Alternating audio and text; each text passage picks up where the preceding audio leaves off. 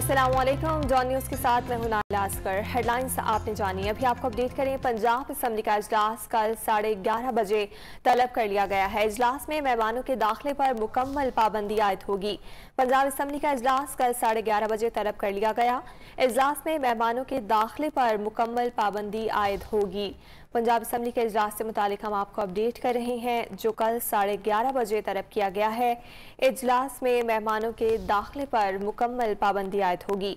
Punjab assembly का इजलास कल सुबह 11:30 बजे तलब किया गया है। पंजाब असम्बली के इजलास में मेहमानों के दाखिले पर पाबंदी आयद होगी।